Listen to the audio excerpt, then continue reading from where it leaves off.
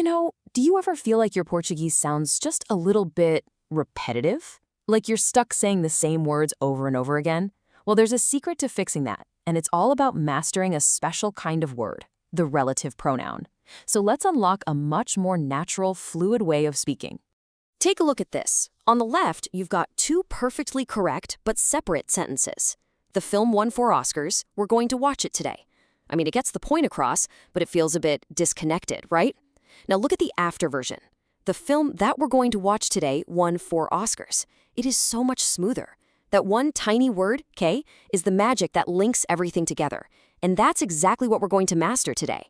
So here's our game plan for this little journey. We'll start with why we even need these pronouns in the first place. Then we'll meet the two main types, the simple and variable ones and the more precise variable ones. After that, we'll tackle the one that can be the trickiest of all, the one for possession, and then we'll put it all into practice. So really, why do we need these words? Well, the core issue is just repetition. Constantly starting new sentences to talk about the same person or the same place or thing, it can make your speech sound a little bit robotic. Relative pronouns are the connectors. They're like the linguistic glue that lets you build longer, more sophisticated sentences. Okay, so what is a relative pronoun really? It's just a word that links two ideas while pointing back to something you've already mentioned. As you can see right here, its entire job is to stop you from repeating yourself.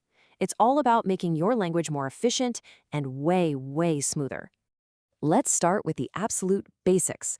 The first group of pronouns are called invariable for a super simple reason. They never change. It doesn't matter if you're talking about one thing or many, masculine or feminine, these words stay exactly the same.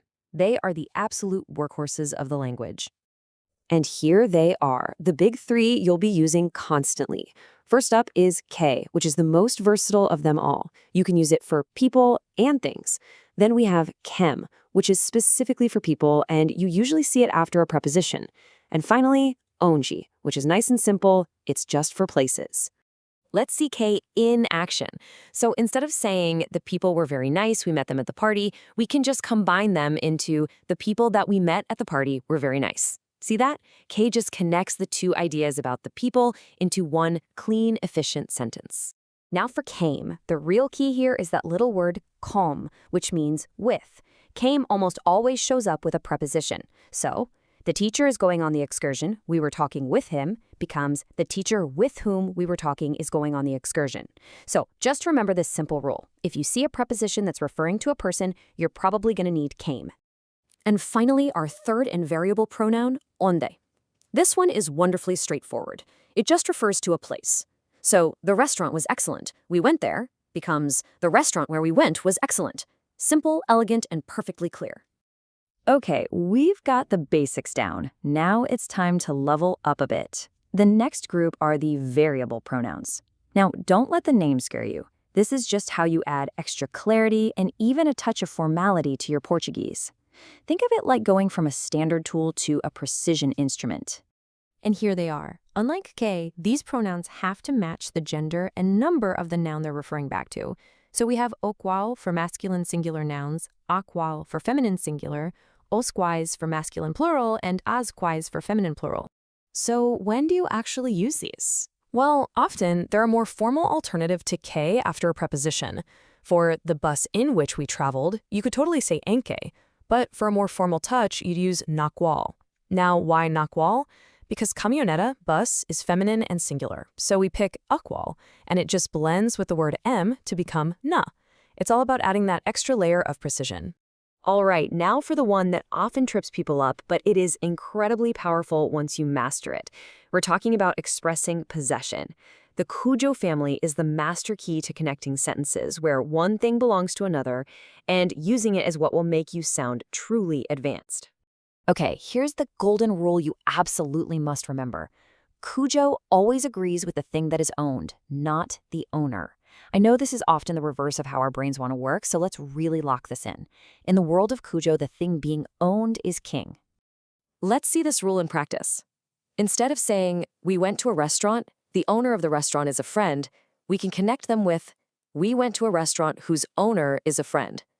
We use Cujo because it has to match the owned noun, which is dono, owner, and dono is masculine and singular.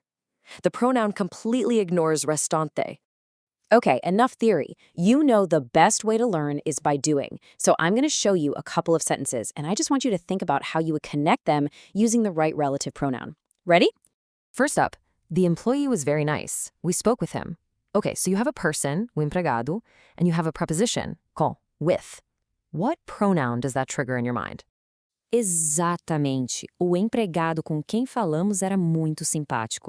We use can because we are referring to a person, and it comes right after that preposition, com. Fantastic. Let's try a trickier one. Lisbon is a city in celebration. Its patron saint is Saint Anthony. This one is all about possession, the patron saint of Lisbon. So, which pronoun family did we say handles that? You got it. Lisboa, cujo padroeiro é o Santo Antônio. We use cujo because padroeiro, patron saint, is masculine singular, and that's the noun being owned by Lisbon.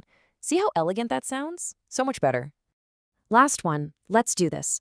I passed the exam. I studied a lot for the exam. We want to connect these two. We're talking about o exame, and the preposition is para, for.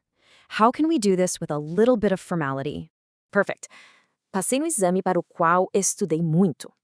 We use o qual because exame is masculine and singular. And using this variable pronoun right after para gives the sentence a really clear, slightly more formal structure. Excellent work. So, what have we accomplished today? You've just acquired a linguistic superpower, basically. You now have the tools to join sentences and completely eliminate repetition, to build more complex and interesting thoughts, and, most importantly, to make your Portuguese sound beautifully fluid and natural.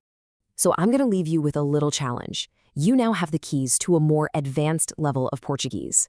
As you go about your day, just pay attention to how you speak. What's the first repetitive sentence you're going to transform with your new skills? Happy connecting.